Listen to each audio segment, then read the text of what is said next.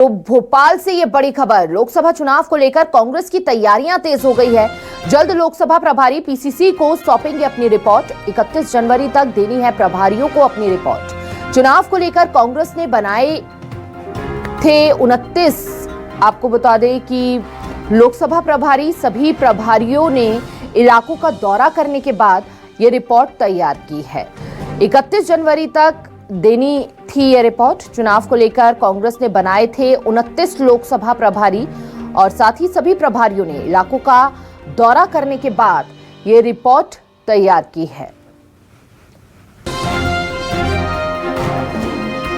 बेहद महत्वपूर्ण हो जाता है, खासकर हारी हुई सीटों पर विश्लेषण करना, मंथन करना और ऐसे में कहां कमजोरी पाई जाती है, क्या कमी रह गई थी, उस कमी को कैसे दुरुस्त करना है।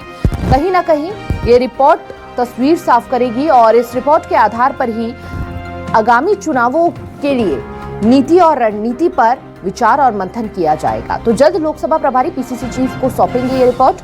31 जनवरी तक देनी है प्रभारियों को अपनी रिपोर्ट, लेकिन उससे पहले ही कई रिपोर्ट जो है वो सामने रख चुके हैं। चुनाव को लेकर कांग्रेस ने 29 लोकसभा प्रभारी बनाए थे, जो हर जिले, हर ब्लॉक पर आखिर पार्टी की कहां कमजोर कड़ियां हैं, उन कड़ियों को कैसे मजबूत करना है। इसके अलावा लोकसभा चुनाव को लेकर कांग्रेस अब एक्टिव मोड में नजर आ रही है।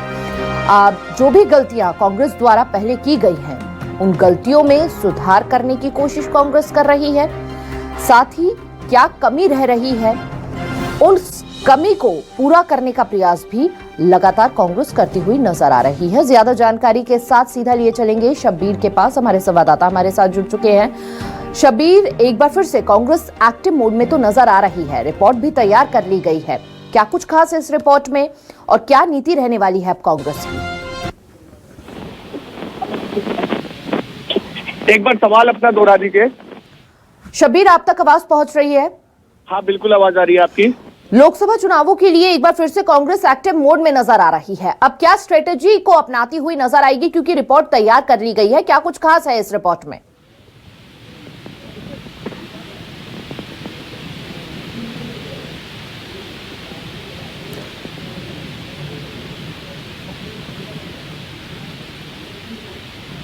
और उनकी रिपोर्ट पूरी तरीके से तैयार हो चुकी है और उसी रिपोर्ट के आधार पर आने वाले समय में हम देखेंगे कि टिकटों का ऐलान किया जाएगा। और कांग्रेस की तरफ से जो हमारे सूत्र बता रहे हैं कि कांग्रेस की तरफ से कई सीटों पर बताया जा रहा है कि दिग्गज चुनाव लड़ सकते हैं, लेकिन कई सीटों पर यह भी निकलकर सामने आया है कि कई सीटों पर दिग्गजों ने चुनाव लड़ने से इनकार कर दिया गया है।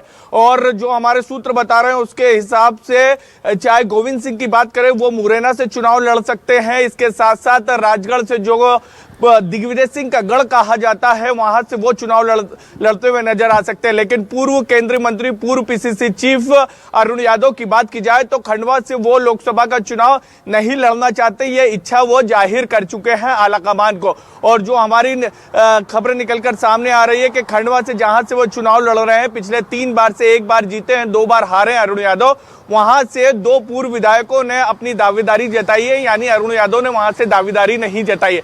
लेकिन इन सबके बीच 3 तारीख को काफी महत्वपूर्ण बैठक मध्य प्रदेश कांग्रेस की होने जा रही है। स्क्रीनिंग कमेटी की बैठक होगी। स्क्रीनिंग कमेटी की जो चेयरमैन बनाई गई है वो यहां पर पहुंचेंगे, भोपाल पहुंचेंगे और यहां पर लोकसभा प्रभारी और प्रदेश समन्वय समिति की बैठक करते हुए नजर आएंगे। सिर्फ शब्बीर, देखिए, विधानसभा चुनावों में कांग्रेस को जनता का आशीर्वाद नहीं मिल पाया, लेकिन लोकसभा चुनावों के लिए क्या बड़ी चुनौतियां रहने वाली है कांग्रेस के लिए और किस तरह से अब पार करेगी? क्योंकि विधानसभा में आशीर्वाद नहीं मिला, अब लोकसभा के लिए चुनौतियां और बढ़ जाती हैं। क्योंकि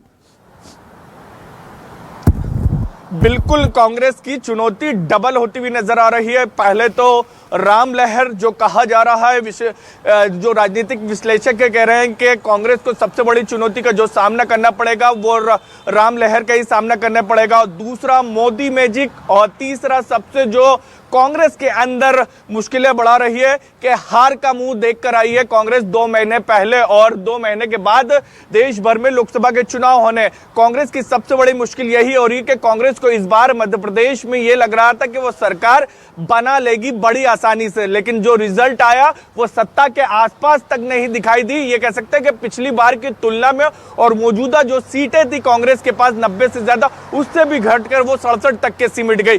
तो कांग्रेस के जो कार्यकर्ता हैं उनका मनोबल पूरी तरीके से टूटा बिल्कुल, हुआ और है। इन्हीं रिपोर्ट के आधार पर जो कड़ियां कमजोर है, उन कड़ियों को किस तरह से अब कांग्रेस मजबूत करेगी, ये देखना भी बेहद महत्वपूर्ण और दिलचस्प हो जाता है। शब्बीर, आप बने रहिए। आप